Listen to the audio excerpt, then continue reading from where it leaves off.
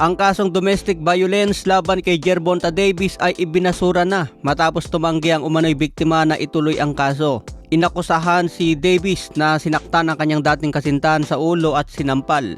Ayon sa mga pulis, nangyari ang insidente matapos silang magkaroon ng mainitang pagtatalo habang sinusundo ni Davis ang kanilang mga anak. Kinasuhan si Davis at pansamantalang nakulong, ngunit pinalaya din kaagad matapos magpiyansa ng 10,000 USD.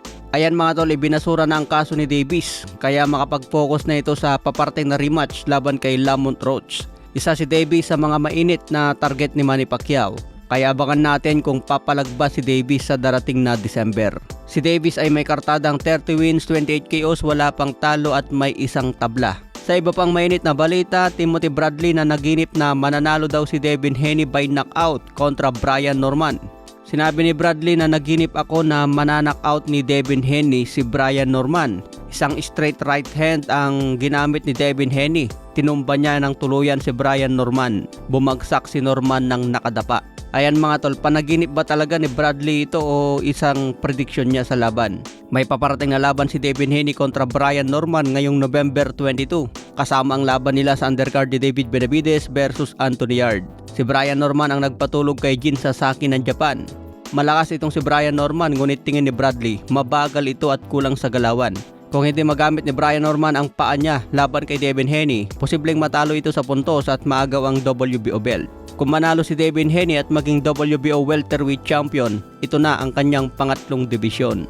Kung tatalpak kayo dyan mga tol, kanino kayo pupusta? Devin Haney versus Brian Norman. Sa iba pang mainit na balita, Showtime Sean Porter may prediction din sa paparteng na laban ni Canelo at Crawford. Sabi ni Porter na babahala ako kung paano tatanggapin ni Crawford ang isang suntok mula kay Canelo, lalo na kung aabot ito ng 12 rounds. Sa tingin ko, susubukan ni Canelo na magsimula agad ng mabilis. Banatan agad si Crawford at unti-unting basagin habang tumatagal ang laban. Kilala si Crawford na slow starter sa mga laban niya. Sa mga unang 3 round, pinag-aaralan mo ng kalaban, kinakalkula ang bawat galaw bago ito gagawa ng aksyon kung paano basagin ang kalaban. Ganon din naman si Canelo mga tol, mabagal din sa simula. Mapapansin sa mga huling laban ni Canelo, tamad na rin ito bumitaw ng suntok. Puro power shot na lang din ang binibitawan ni Canelo. Maraming nagsasabi na nag-decline na si Canelo dahil bumaba na ang kanyang punch output. Kaya exciting ang laban na ito sa September 13 dahil parehas matalino maglaro ang dalawa. Kaya abangan kung kakayanin ba talaga ni Crawford tumanggap ng demasong kamao. Samantala, Manny Pacquiao at Boston Celtics superstar na si Jaylen Brown nag-face off na. Lahat ng NBA superstar mga tol kapag dumadayo sa Pilipinas, talagang pinupuntahan nila si Manny Pacquiao. Iba talaga kapag sobrang sikat mga tol, kilala din ng mga sikat. Okay mga tol, hanggang sa muli nating updates.